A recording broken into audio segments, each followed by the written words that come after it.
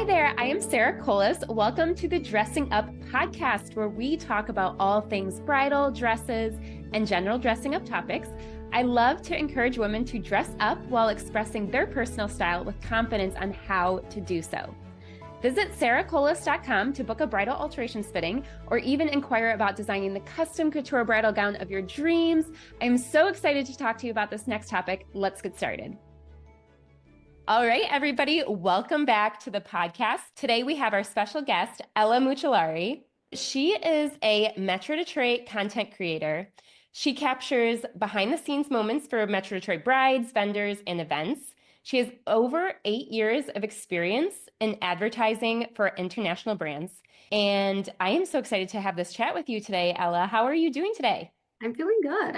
I'm coming off of a very busy event weekend, so I feel this was a good weekend for us to chat because I feel very inspired. I have a lot of new recent experiences to chat through. So yeah, I think it's perfect timing for us to connect. Great. What did you work this weekend?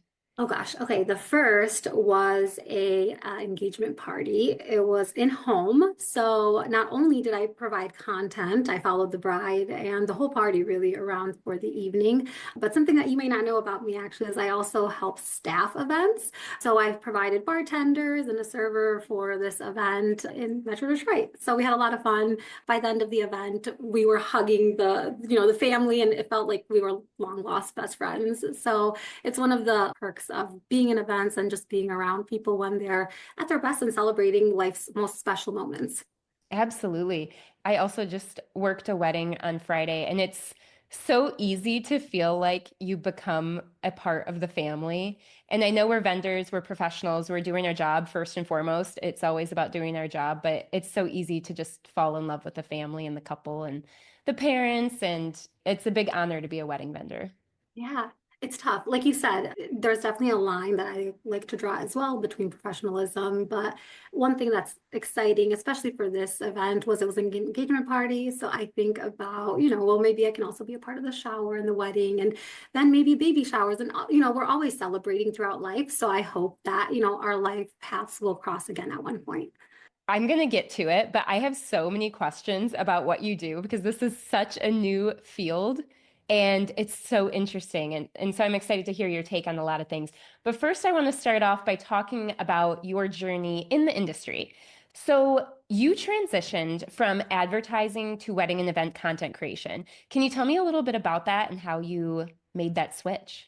Yeah. So I'm going to get into a little bit about, I guess, where I started because my content journey started well before it transitioned into events where we are now. So I went to school for information technology management and I started my first career in a advertising agency doing IT. But because I liked the ambiance and the collaboration of an agency, I chose to continue pursuing advertising as opposed to staying in IT. So throughout that path, I also had this contention with corporate America where I just felt like you were always running on a treadmill, going nowhere fast, is the way I said it. Mind you, I was very young when I had these thoughts. So take that with a grain of salt.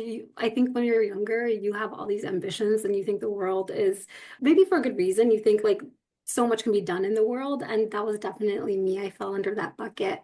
And with that, I decided to leave corporate America. I took a 1 year hiatus and I went traveling through the world. And that's where my true content creation really started, where I started documenting like travel vlogs, things of that nature. So I used to make YouTube videos. I grew like a different Instagram account to over like 10,000 following. So my true content was born during that time. And then I came back home and I really wanted to spend more time with family. So I decided I needed to buckle down, come back to Michigan and stay here. So I went back to corporate America, back to the same company I left. So it's kind of funny going Wow. back to that place in my life where I ended up being at the exact same place I was, but I was a lot happier because I had done the other part that I wanted to do. I had tried it all and I was happy then. So it's funny to me sometimes, even though you are in the same situation, it's really about the mindset you bring. It's not so much the situation around you. And I'm sure you have examples of that too through your journey in life. So a couple of years working in advertising. And by the way, I still work in corporate America right now. So content is very much so my side gig or one of my So side you gigs. work around the clock. Yes, very much so. Yep, I know that grind. There's different times of like, wow, I'm definitely feeling the burnout. And I know you did at the beginning where, you still worked in corporate America until you could finally make the switch. And I'd love to know from your perspective when you knew to do that. Yeah, I'll bounce off that. So I was working my business on the side for, oh my gosh, an actual decade. An actual decade. I was growing my business on the side. Well, I always like to joke I had two full-time jobs, really. It wasn't a part-time gig by the end of it. It was a full-time job in addition to my other full-time job. So I knew when to quit was post-COVID, and the 2022 bridal season was huge. And I was hearing from other vendors because they always get booked before I do for alterations. So I was hearing from other people that 2022 was going to be a really big season. And I was already not sleeping as it was during the busy season. So I said, there's just no way I can do both at the same time. So I decided that a good time was right after the Christmas break. I was working my automotive engineering job, and I went in the first day back in January and decided to put in my 2 weeks, which grew to 6 weeks actually. So they stuck me around a little bit longer. And by the end, I was like, no, I actually have to go. I've got things to do. So it was good to be a little bit slow in the wintertime before the busy season really hit. But I can say I never really felt sure about my decision until after I actually left. It was a very scary thing to do, to actually leave the corporate world. I had the type of job that any parent would dream of their kid having, and to actually step away from that was very scary. But the next day, I was all in, Yeah. never looked back since. Yeah. And I think you have to be, and it's tough. I mean, I think your industry will definitely always stick around. People are always going to need their dresses or outfits of any kind altered. Content is interesting because it's a new industry. I don't think it's going to go away. I think it will change form. Just because what I know about online advertising, I mean, thinking back to YouTube, we used to always record in horizontal and now everything is vertical, right? So I think things are going to adjust and change. I think the need and the want to have the support of video content, especially in the form of an iPhone, is going to stick around. Absolutely. Yeah. And maybe we'll get into this more later, but I feel like your position in the wedding industry is very different than an actual wedding videographer. But at the end of the day, you are, as the client, you are receiving a similar product, very different in quality in different ways, good, bad, whatever, pros and cons to both. But I think, wedding videography has been around for several decades now. So I could see that whatever form it changes into, there's always going to be a desire to have your wedding in video of some form. Absolutely. And to your point, and I've been reflecting on this a lot recently as well, I think content creation and videography either go hand in hand, but they're also a good substitute for one another, depending on the wants and the needs of different couples. If you want, just like you said, something more polished, something with a really much more expensive device than an iPhone, also maybe more experience in the editing component. Like we don't color correct when we edit content. At least currently we don't. Who knows what Mhm. comes in the future? But all Right. that to say, budget could also be a segmentation of which you choose, or if you choose to have both. It's a great option or a vendor choice for couples, depending on what they're looking to gain out of their event. Yes, absolutely. You're so right. I mean, at the end of the day, it really is up to the couple and what's most important to them, but you make some very valid points. So, what are some challenges you faced in the early stages of your career in content creation? Maybe this sounds bad to say, I don't think I've faced any challenges yet. I think part of that has to do, and maybe we need to go back to my history of how we got here, but Yeah. everything that brought me here to content, it's kind of been painting itself throughout the course of my history. So everything seems easy. It's an easy yes for me. I love doing events. So I'm highly motivated in that aspect. It never feels like a job. I mean, at the end of the day, you're still on your feet. I have difficulty going to the bed sometimes because like all the loud music from events and all that good stuff, Yeah, right. but it's so much fun for me and I get so much adrenaline from just being at the events. For me, it's kind of like my drug. Yeah. For better or worse, every drug, has its own good and bad. But for me, I get so encouraged and motivated to do it.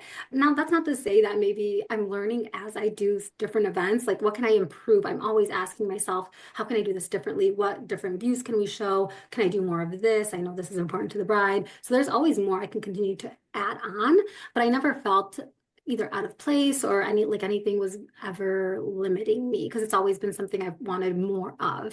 I would say. Yes, absolutely. Since we're on the subject, can you go ahead and quickly walk us through what your day looks like working as a wedding content creator? What are some key points that you try to get throughout the day? How does that all come together? That's a great question. It's highly customizable based on the couple and what's important to them and what their wedding day schedule looks like. Typically, what's been happening is couples will have us join the party the day of when the photographer arrives. Because typically, that's when people are picture ready. They're either already dressed or about to transition into dressing. So, again, if it's important to you get to transition shots or get some of that content of like the bride in pajamas and then transitioning Yeah. to a beautiful dress, then we arrive a little bit before. But typically, that's been working really well. Having content arrive same time as video, same time as photography. For the rest of the day, we're kind of following you around. Typically, it's of course getting ready or moving on towards ceremony. Ceremony is a key component. We also travel typically with content with multiple phones and devices. So we can have one handheld, me walking around and trying to get closer up shots while we have a camera in the back, maybe like bride walking down the aisle or just getting more of that overlay, but also so we can record, if it's important to the bride and groom, we can record the entire ceremony as well. More or less, I feel like the bride and groom's paparazzi for the day. Yeah, true. Yeah. Even if we're like in the same location, but the bride's over here, the groom is over here. Even if I'm recording the bride, I am always having my attention on everything because you never know when content is going to happen. You don't know when something exciting is going to happen. The hard part is like every moment is exciting. So it's really about determining like where do I want to parse out my time and where should my focus really be.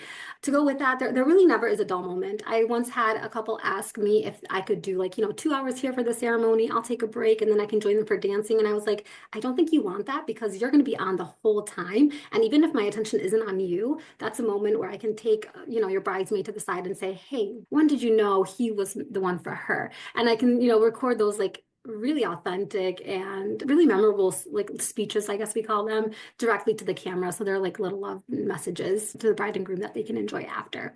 So yeah, during the day of, I'm basically on my phone the whole time recording you, right? Start to finish, little clips here, a little bit longer during the ceremony. Then we get into the reception portion. So cocktail hour is a huge component. We love getting the guest reactions when they're entering, drinking. Some of the fun moments are there. These little love message notes that I mentioned, they get even better after a couple of drinks. So we keep that going Yeah. throughout the night. And then, of course, we get into reception, the walking in portion, the speeches, first dances, cake cutting, everything that's happening, essentially, we're capturing it on site. One of the benefits is that instant gratification you get with getting your content pretty much the next day. So you get all of your raw footage, all of the raw content uploaded, and you will get access to it the next morning. And then reels follow a few days after that or the week of as we start editing some content and start posting it so you can share with your loved ones. Okay. And what do you upload it to that people pull from? Currently, it's worked so far, and I guess until we need a reason to change it, everyone's had an iPhone. So we've been doing it's a shared album through iCloud Pictures. Very easy for everyone to access. I believe we can add up to 20 phone numbers. So up to 20 people could have access to this album. Obviously, discretion of the bride and groom of who they want added. But yeah, it's pretty easy then. You would go into the album. If an image you like, you go down and save that picture, save that video, and then it's in your device. We've talked about in the future also doing maybe like a shared drive or like a little hard drive safety disk. It hasn't led to that, but we'll see where it goes in the Yeah. future. I know if it were me, I'm already married, so this won't ever happen for me, but I really like having physical hard drives of things. So if that were an option, I'd be all about it. I put it in my safe at home. This all sounds so fabulous. And actually, just that quick description you gave of everything is even beyond what I was even thinking that you do. You mentioned saying we a lot. So is it often just you, or do you have a team, or how does it work? Great question. I actually almost anticipated you saying that. I'm like, I've been using it a while, so I wonder where this will pop. Okay, gosh, this is actually a little complicated to explain. So I run my own staffing agency, which then Detroit content creator lives under. So like content being one portion of the staffing. I wouldn't be giving it justice if I didn't give some credit to also, if you've heard of Sprouts Content, Yes. so Bree Mhm. runs a photo booth business with her Mammoth husband. Party. Yes. Yeah. They've been getting a ton of traction. And I would say in the Metro Detroit area, Brie and Sprout's content is really the broke into the industry. I think they have this great connection with a ton of brides that are getting into the industry that are interested in a photo booth. And if you're interested in a photo booth, you probably want content. Brie has experienced great success, and I'm so happy for that because then she's also hired me as one of her content creators. So she can take on multiple events, weddings in any given day. So it's been a lot of fun helping her. And really, I think Brie was the first person to make it a real possible. I think without Brie, maybe I could have gotten one or two, just through my own contacts or through my own staffing. But because Brie has this audience that is so opportune with events, it's been great working with her and being able to support her and her business in that way as well. So like we are so supportive of each other's businesses as well. So it almost feels like we're a team, although we work together when we're under Sprouts, and then Detroit Content Creator, which I'll run through Prime Event Staffing, that also now is taking its own path, if you will. Yeah. So it's Yeah. been exciting being able to collaborate with other people in the industry instead of being in our own little hub. Yep, absolutely. When you work in the wedding industry, that just kind of happens. You come together, go apart, come together here, a little over here. It's just how it rolls sometimes. So I totally understand that. So I want to talk about your social media presence and community. So what are some strategies that you used to grow your social media following? There's two ways I guess I could take this. So two things to consider are if you're a bride that has interest on growing her social media presence and really using content as a form to do that, I think there are a lot of tactics like just engaging in your local community, reaching out, being interactive, not just expecting people to comment and like your things, but also doing the same and being really authentic, not just saying you like something or feedback that maybe isn't as meaningful. When I comment, I try to also maybe add questions from time to time. That's not to say I'm not going to add a fire emoji from here and there if it feels proper to do so, but I think thinking where can I add value even as you're interacting with your community online is a way to do that. Most brides that I've been working though with have mostly used content as a way to savor and maintain memories from the event. I have so many brides that don't even have an Instagram as an example. So they're pretty much off grid, but they're using content more of that video preservation. In this case, they're definitely replacing videography. So for them, having the memories is important, but having that formal memory isn't as important. They really want the raw, behind the scenes, the more authentic with the family. The iPhone quality is good enough for them type of situation. So again, if you're that bride that is using this as a way to step into content and trying to make reels that maybe will go viral, I think that's a great way to do it. But it's also okay if you're using this service simply just to preserve your memories as well. Yes, yeah, absolutely. There's so many ways to utilize your end product of all these videos. Okay, so one question I did have, and I'm sure you have all these different packages and options and everything, it just depends on what the couple wants, but you mentioned that you also make reels for the couples too. So are you doing some editing and then sending them like a clip for them to post on their social media? No, so typically when we post reels, it'll be on my page, but then I collaborate with the bride and the groom and some vendors as well. So it's great for vendors because then they also get some exposure for their business. Now, all of those reels also then get saved and added to that album that I mentioned earlier.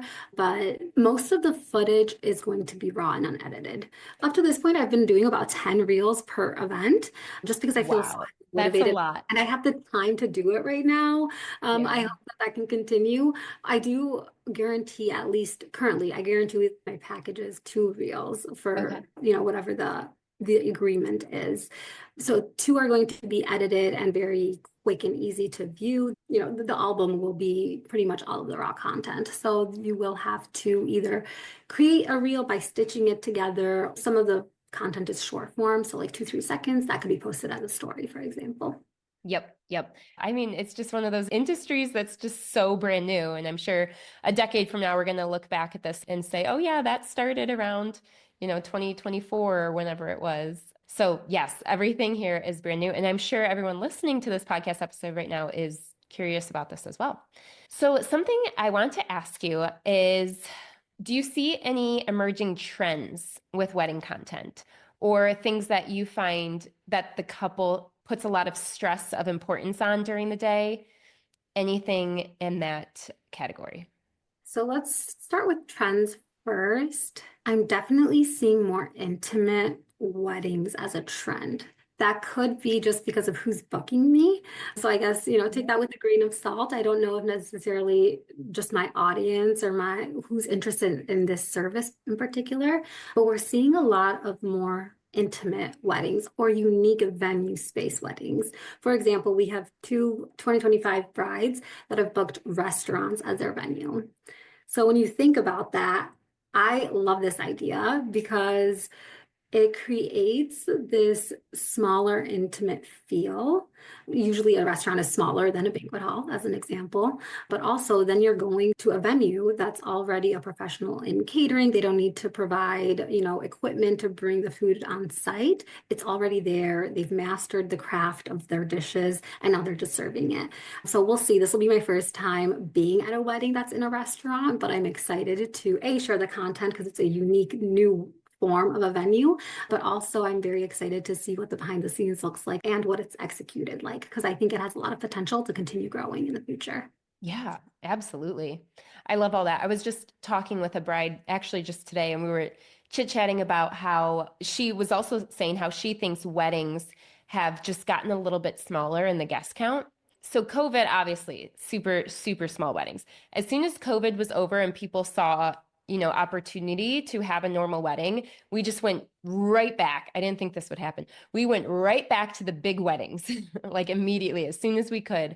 But now I'm seeing a little bit of a pullback. A 200 plus wedding, I feel like, is getting more and more rare.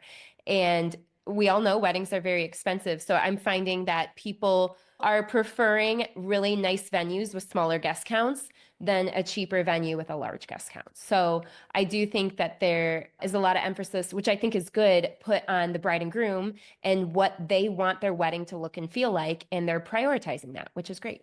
Absolutely. I always say this as well. Everyone has a budget. Money is a limited resource. We'll take it back to economy. If you spend your money on a wedding, you can't spend it on something else.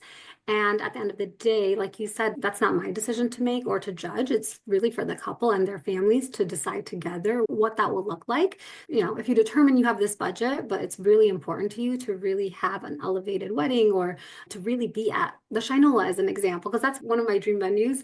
But that's something I still have a conversation with myself of, is it worth it? Because at the end of the day, it is one day. And for some people, the answer is yes. And I love that for them. And for some people, it's no. And I love that for them too.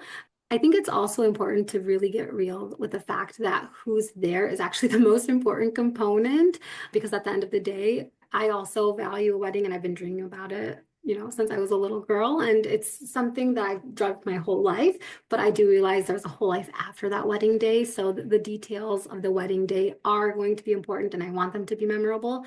But at the end of the day, to me, it's more important who's there with me as opposed to where it exactly is. And I think that's true because I see it in the content too, right? Those special moments shared with mom and dad in the morning, they definitely will remain important. And I'm sure videos they'll keep looking back on, maybe more so than even just what the tablescape looked like. And I love a good tablescape. So it might sound ironic for me to say that, but yeah, I think it's very important to really ground ourselves sometimes and say the most important part is who we're going to be with. 100%. I think it can be frowned upon to prioritize other things in your wedding and not a large guest count, but there are so many benefits to a smaller guest count too. And that, like you were saying, you want to surround yourself by all the people that you absolutely love.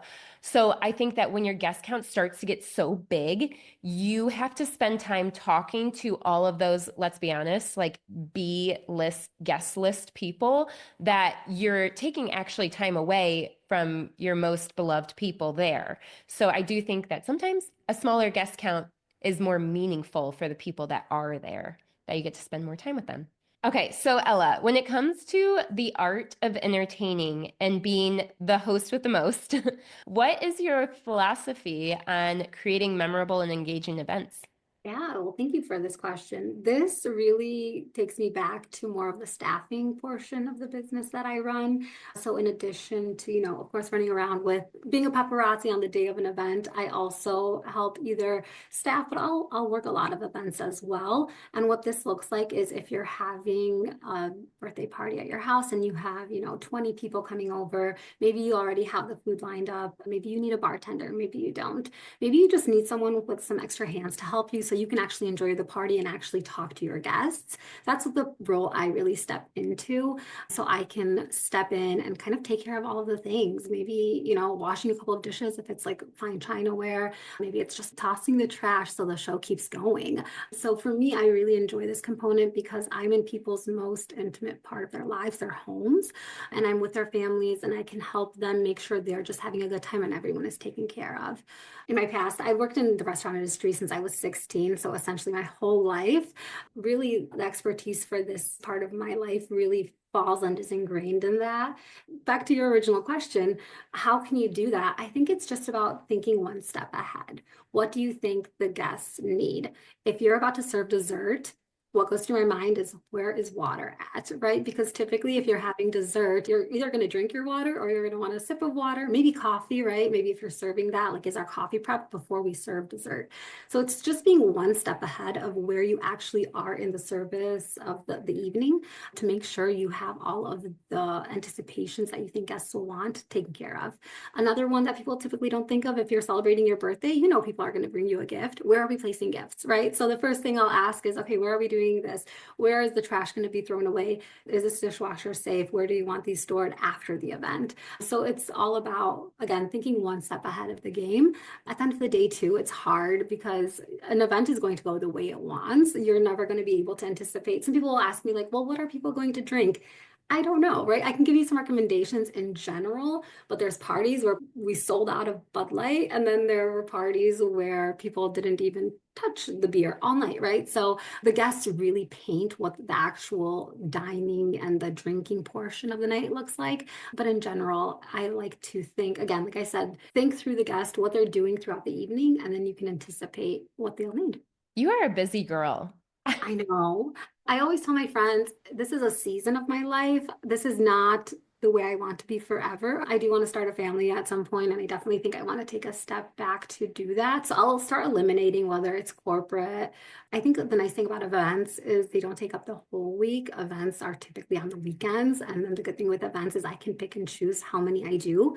So for me, it's a lot of flexibility. It's job security at the end of the day. From corporate America, I mean, it's a very safe job being in corporate, but you also never know if you're on the chopping block. So I always like not to worry about that. I never worry about that, actually. It's a good benefit to have. Yeah. There's incentives why I do so much. And yeah, I'm highly motivated right now to do so, but I'm sure there's going to be stages in my life where I want to take a step back. But the good thing is it'll always be here when I'm ready to start back up again and to continue, whether that's working events or just jumping back right into corporate. So Yeah. Gosh, absolutely. I'm going to ask you a question just about hosting in general, because you seem to have a really strong philosophy on this.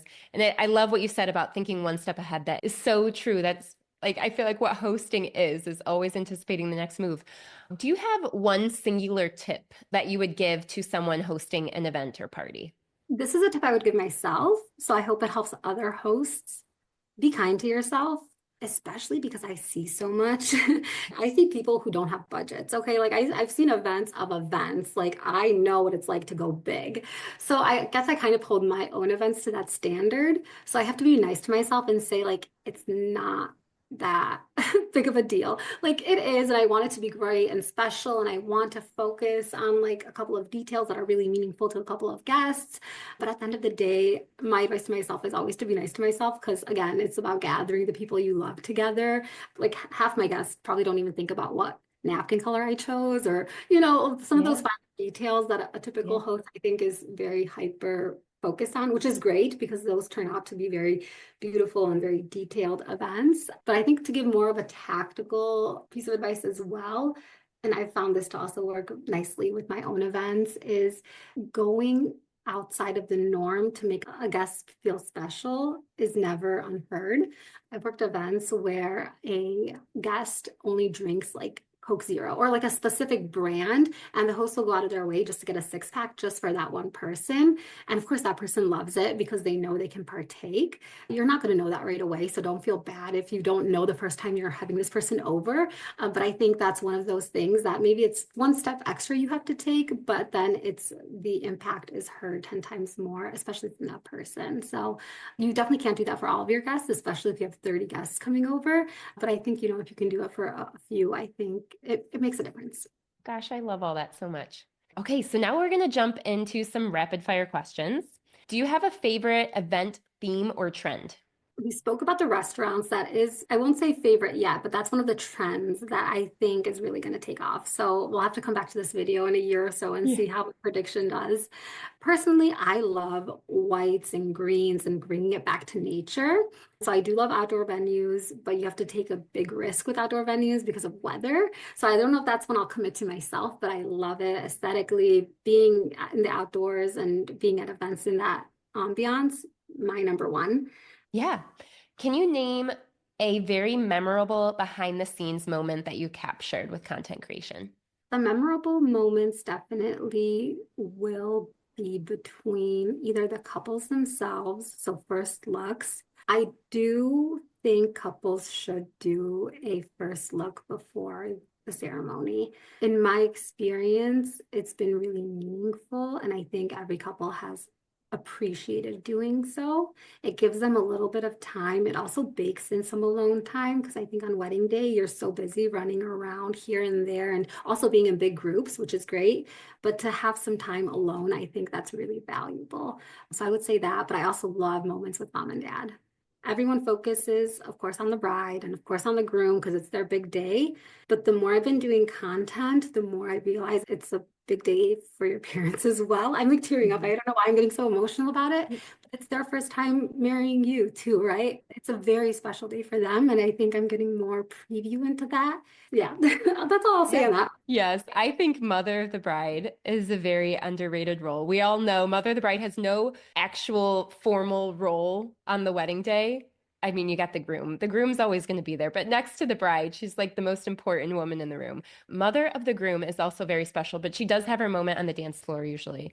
But Mother of the Bride, can't beat it. And I would say the couples too, don't be afraid, especially with content now, don't be afraid to create a new trend. I had a couple, exactly how you're saying, like it's typically the father-daughter dance, but the mother of the groom didn't really have that moment. So we just did a first look with his mom. And it was so special. That's one of the reasons I thought of this answer as well, is that intimate moment he had just with his mom. Yeah, it's your day, follow the traditional things or don't. But if something's important to you, just think about, hey, how do we make it special? And then just add it into the schedule. Get creative. Yeah. What is your preferred way to unwind after a busy event day? You're going to laugh at me, but maybe you'll appreciate this too.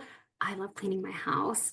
As you know, I'm so busy, like running around doing things here and there or working at my desk during corporate America time, that when I have time to just like make sure my house is clean and organized, I am on top of the world. But other than that, I love nature. I think going out in nature really suits me, which is really tough here in Michigan winters, but Yeah. summer's quickly approaching. So Yes, it's around the corner. Today was a pretty nice winter day. yeah, yeah. So one question I always ask my podcast guests is, as we are on the Dressing Up podcast, after all, it's very easy for me to get into the wedding world and talk weddings all the time. But there are a lot of people listening that are not engaged or they're beyond being married or not yet. So I like to ask a fashion related question, which is, what is your favorite item in your closet right now? A pair of Abercrombie and Fitch leather pants. And the reason I Oh. love them right now, that was oddly specific, right? Yes. I thought about it this week because I wear them a lot. But the reason I wear them a lot is because they're fleece lined and Michigan winters, like I get hot in them going out, which is amazing because I hate the Yes. cold. So it's literally the only pair of pants I've worn all winter, which is almost embarrassing. I have all these jeans that just sit in my closet. And even I have fleece lined leggings because I love skirts and I love dresses. But these pants have been keeping me warm. So for me, it's such a functional thing. Are I they don't like tight fitted? Are they stretchy so you can move? They're not super stretchy, which is Oh, fine. I mean, they're okay. not bad. Maybe like they're a size like just a tad larger. So like I still feel comfortable in them. Yeah. if I start hitting the sweets though, I feel like I do wear those less because I'm like, all right, I Yeah. can't. I can't be as comfortable in them, but Yep. Yep. otherwise, summertime, I love my dresses. You will not catch me in pants in the summer, hardly, unless I'm at the gym or something. I love skirts. I love dresses. I They're love all. so underrated. They're so comfortable. So we talked about this a little bit, but do you have any other hobbies or interests, as if you have time, but any other hobbies or interests outside of event planning and content creation? Time with my family is number one for me. If I definitely have a busy event weekend, I feel it, especially my grandma. My grandma's a sweet spot. I think just when you look at it from a time perspective of how much time we have with each family member. So that's one that I always try to prioritize with any given week, and I try to really balance with my regular schedule. Do you have any funny or unexpected experiences from your career that you could share with us? First, I'll say I feel very blessed to have gotten into this industry somehow, being with people on their most important day. But with that also comes seeing really unique venues, really unique, beautiful decor, things that you usually see in a magazine. So amazing. But with that also sometimes comes working with celebrities or seeing celebrities at events. So those moments definitely stick out. I did work an event where Barack Obama was an attendee. I was delusional enough to think I was gonna like run into him and be like, "Can I get anything for you?" But definitely did not happen. Like I hardly even did not see him at the event. But just to like be in the same vicinity. Other than that, I think basketball players, whenever they're at an event, definitely sticks out because they're visible because they're tall. So that's fun. Even like bar mitzvahs, celebrities perform or rappers perform for the bar mitzvahs. So that's fun and kind of in a way you feel like you're at the show when really you're working. There was actually a really nice wedding at the Detroit Opera House, and they had the menu, the place cards. They were like gold leaf or something. So like the actual menu card was made out of gold, which I thought was so unique and obviously not accessible to everyone, but just Yeah, if you can, why wouldn't you? So how I fun. know. I will say something that guests love is taking something very simple and something that you used to even eat as a child, but presenting it in a different way. So there was a wedding where they had a little cart with a little glass of milk. And then there was a cookie on top of the glass of milk. So milk and cookies. And they had a little cart they were pushing through the dance floor. People loved it. They ate it up just Through the because, dance floor. I have not heard that oh, before. yeah. I 'Cause love again, that. you don't have to leave to like Yeah. right? Like it's right there where you are already. Yeah, that's another thing too, is trying to incorporate interactive experiences. What you do doesn't have to be crazy. One thing that I've been trying to incorporate in my staffing agency too is like a cannoli tray, meaning like someone walks around and they'll make the cannoli in front of you. Like how fun is that? Like you can interact with the food. It's not about just the eating, it's also about how you're doing it. So I think that's little details that really set events apart if you're trying to get maybe like a big bang for your buck or like trying to just step like again that one step above or like where can we take this but like just make it a little bit different outside of the box. Oh gosh, I love all of this. This has been so inspirational. My husband and I do like to plan parties and things with our friends for various reasons. So I just love all of your takes on how to create an awesome party. And it's not just about the visuals. And I love how you complete the event now with the content creation and being able to save those memories forever. So before we wrap up here, I have just a couple more questions. One would be, what is the best advice you've received in your career, or do you have a good piece of advice for others? One piece of advice I've been loving giving other people currently is to just dip your toe in. So if someone says, oh, like I've been thinking about this job, I don't know if I should apply. I say apply. See how the interview goes. I'm not saying you have to take the job, but it's good practice. See how it goes. Or, sometimes it's even someone that says, hey, like I kind of want to try working with you, like from the event staffing proportion. I'm like, work one event. If you like it, let's talk about another one. Like you don't have to come in, go all in. See how you like it, try it. Same thing with, if you're hosting a party, if you're like, hey, I've never hosted before, I want to try it, throw something small, have literally no expectations. Tell your friends it's going to be pizza and salad, and we're going to have a movie night. Start very small, like tiptoe yourself in, see how you like it. If there are certain components you love, really lean into that. And if you don't, well, great, that was a learning experience. Maybe give it one more go before you totally write it off. But I think every event I host personally, even if it's the best event I think I've ever had and people are raving about everything, I always ask them, is there anything we could have done better, right? Like, what did you think of the subs we ordered last time? Should I order from there again? Should we try something new, right? Like, it's always about how do we, in a good, productive way, not that we're saying anything bad about the way things went, but just how do we touch it up when we're extra not? So maybe like, how do we get 1% better that's another way to say that. Yeah. Yeah, I love that. Are there any misconceptions about the industry? There's a misconception that I think I also had. And before I say this, I should preface that having a wedding is a very expensive bill. If you want to add another feature, it's not usually like $100, $200 add-on. It's usually 1,000 or more. So weddings and other events can get very expensive very quickly. The misconception that I think the more I've been in the industry, and maybe it's because I don't charge differently between any event or a wedding. I don't think most vendors charge differently, or if they do, it's because either they're going to have to staff more people because it's a wedding and they want to make sure things go right.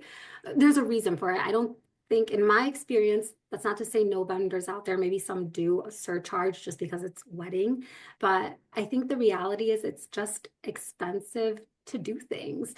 To bring flowers to a venue, well, someone has to sit at a computer and order flowers, talk to you about the colors you want, talk to you about your design. Somebody has to sit and bring people together to bring the vision to life. And then the day of, maybe they need to rent a car to bring the flowers to the venue, set it up, and then they need to come back after the venue to tear it down, right? So like when I look on paper, even when it comes to me giving quotes and, like asking for money when it comes to staffing, it's because I have to factor all of that in. And at the end of the day, just like I value my time, I think every vendor values their time. So it has to be worth it for us because just like you, and I know you love what you do, and I love what I do, but at the end of the day, if you couldn't pay your bills, you would go back to corporate America because we do, money Right. isn't everything, but it is something. That's one misconception. And like I said, we've all seen that video where it's like the guy calls different venues, and once he says it's a reunion, then he says it's a wedding, and then he gets like so much higher quotes. So I always thought, oh, like that's totally it. And like I said, maybe it's true for some vendors, but I think in general, I think it's just expensive to bring people and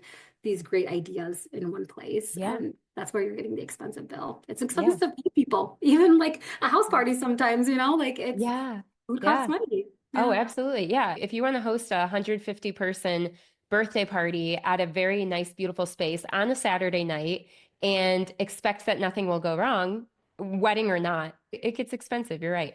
There's so many reasons that weddings are different. The expectations are a lot higher, and there's a lot more contingency plans that need to be in place. Like, Yeah. for example, maybe this is like TMI, but like I legit talk to my husband all the time that if I were to drop dead tomorrow, this is how I want you to take care of my brides. I want to make sure that they are well taken care of, whether or not I'm here. If I'm stuck in a hospital somewhere, these brides still need their dresses.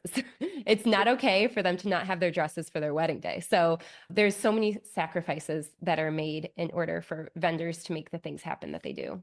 Absolutely. You are also paying too, though, I think, especially if you're going with an experienced vendor, you're paying for their expertise and just that peace of mind that you're describing. So just like you said, if I needed a dress altered, I would come to you and I would pay even double, right? Like just the train of thought of like knowing it's going to be taken care of. And if you Right. have, a family member that you can trust to do that, even better. But a lot of times we don't have at our fingertips, like, all of these different things that are needed. Like maybe Yeah. you have one friend that's a florist, great, you can outsource that, but usually you will have to ask into the community as well. Right. And if you want that peace of mind, I think sometimes you do have to pay the price of whatever, that professional is asking just to get that peace of mind. You get what you pay for.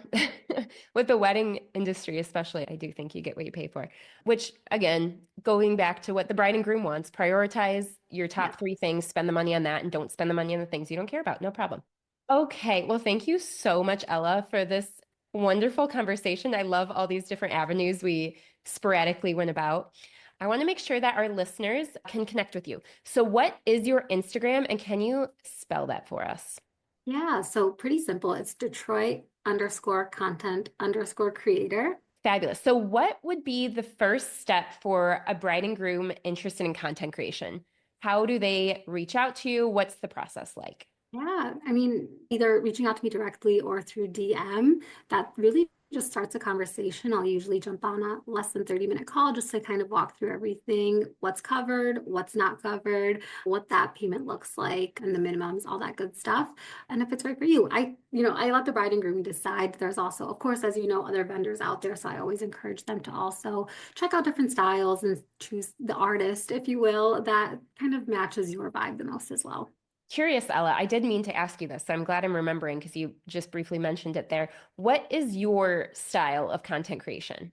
I think I'm also still finding it. Like I mentioned my philosophy of increasing 1%. I think with every reel, I try to think, how can I be better? I'm always on this line of, do I want to prioritize content and going viral and all that good stuff? Or is it being that, like seeing classic videography style? I think it also varies if they have a videographer on site during the wedding, because then, you can prioritize a little more of the fun virality of the content. But for me, I think I try to strike a good balance of still keeping it very like behind the scenes while still showing the really glossed up portions of a night or of the wedding day. I mean, I'd like to say what my ideal is, or what I try to portray is always this classy and timeless component, but that's not to say that I don't lean into those viral moments, and I try to really piggyback off of what's going on, what are people talking about, something you feel proud to show your parents too. I think knowing that weddings are very family oriented, I'd like to keep, even from a branding perspective, very brand safe, very shareable, very loving and nurturing. Yeah. So I have a question for you actually, and I'm still trying to wrap my head around how trendy this is, or if this is more of a classic take. A bride that's very common, or maybe common, not so common. Some brides choose to do a second dress. And with your sights and insights into fashion, I was curious what your thoughts and point of view are. Oh gosh. So, like every wedding question ever, it comes back to whatever the bride and groom want. But I personally, I'm a one dress kind of girl. Actually, that's my wedding photo there. So I made my own wedding dress and I put a lot of literal blood, sweat, and tears into it. So I did not want after my wedding for people to talk about my dress. And the first question they ask is, which dress are you talking about? I want it to be the dress, the one and only dress. So that's just a personal standpoint of mine. But at the same time, I've worked a lot of weddings and I can see some big benefits to switching an outfit. For example, if you have a strapless gown, I actually would recommend a second dress. And you get some fashionistas out there that are changing their dress 3 times. Totally fine, you do you. But in my opinion, if you want to do the two dress thing, I kind of like when it's more so your one dress and then you change into like a short, cute party dress for the end of the night. So sometimes people will do a ceremony dress and then they change during cocktail hour and then they have a reception dress. That's totally fine too. You do, again, whatever you want. But I kind of like the idea of having the dress and then you just change into this little party dress at the end of the night that some people won't even see because some people leave right after dinner. So it's more so just an afterthought, which is, I think, good. You're just more comfortable. Get out there and dance. Don't worry about hiking your dress up every now and then and just be a little bit more comfortable. Yeah, I think the only other advice I'll add on to that is bake into your schedule that it takes time to go upstairs or wherever you are within the venue to change. And I think, again, costly analysis of like, is it worth it? And sometimes it is if you're more comfortable dancing in something more versatile. Hey, take that 20, 30 minutes, whatever it takes to do so. But I think some people overlook that you'll have to do it at some point. It doesn't just Yeah. magically snap of fingers and you're changed. Everything takes longer than you think, too. I Yeah, will add one more thing onto that. One thing I think a lot of people don't understand, too, is that on your wedding day, if you have a tight fitted dress, which 99% of people do right now, tight fitted dresses, they will stretch throughout the night. So if you have a strapless dress, I'm going to get that to fit you as perfectly as I possibly can if we're talking alterations. And it will fit perfectly when you leave my studio. But here's what usually happens. The week of the wedding, people lose a pound or two. Whether or not you're trying, that's so common. And then you put the dress on the wedding day. So maybe it's not quite as tight, but as you're wearing it throughout the wedding day, then you sweat and those fibers of the dress start to stretch out a little bit. So especially again, if you have a strapless dress, by the end of the night, it will feel loose and you will be pulling it up a little bit. However, if I were to custom make you a dress, I know all of those things that can go wrong in dressmaking that I may not necessarily be able to fix in a cost-effective way for alterations. But if I were custom making the dress from scratch, I am able to kill all those issues and make the dress in such a way that those things won't happen and it won't stretch out. But anyway, there's another rabbit hole. There you have it. Thank you. I'm curious because you do alterations on all the time, I'm sure, but how many wedding dresses can you custom make? Because that sounds like a very timely process. It is. It is. I did just have a podcast episode come out about custom dressmaking, but they are very big projects. They're a lot bigger than most people think because it's really easy to buy dresses in stores because they're made overseas. I won't go down that rabbit hole. I should not, but they're manufactured very, very quickly. So I don't operate in that way. I don't want to, nor can I. So I spend a lot of time making custom dresses. Each project is at least 100 hours, if not much more. As of right now, I'm maxing out at 5 custom dresses a year. We're talking wedding dresses. Mother of the bride and other dresses, that's different. But for wedding dresses, about 5 a year. Well, I'm excited to tune into that episode. Yeah. Yeah. Thank you. Well, I love everything that you're doing, Ella, and you're helping people hold on to the memories of their wedding day. That is so special. So it really sounds like you know your way around an event and hosting and content creation. So I'm so glad all of our listeners got to hear a little bit of insight into those different services that you have. Is there anything else you'd like to mention to our listeners before we end our podcast here? I would just like to share how excited I am to really be in contact with you. I think you have been in the industry for so long and you bring such positive light to the industry. So, yeah, of course. I think that's something your listeners already know, but I would be upset with myself if I didn't mention this before the end of the call. Oh, well, thank you so much. I hope this doesn't come across cocky or anything, but I've had a couple people recently have been telling me, wow, it seems like you really love your job. And I'm like, you are so right. I love my job so much, but I just love that other people can see that too. So that's always fun and makes me feel good. So No, I definitely. appreciate that. No, I think you're doing so many things right. And this podcast being one of those things. I'm really excited for you. And like I said, really excited to be connected with you. Yeah. Likewise, Ella. Thank you so much. So I will put your information in the show notes for all of our listeners that want to connect with you. Brides and grooms, reach out sooner than later to get booked if you're interested in her services. All right. Well, thank you so much, Ella. I appreciate you chit-chatting with me today, and we'll talk soon. Bye.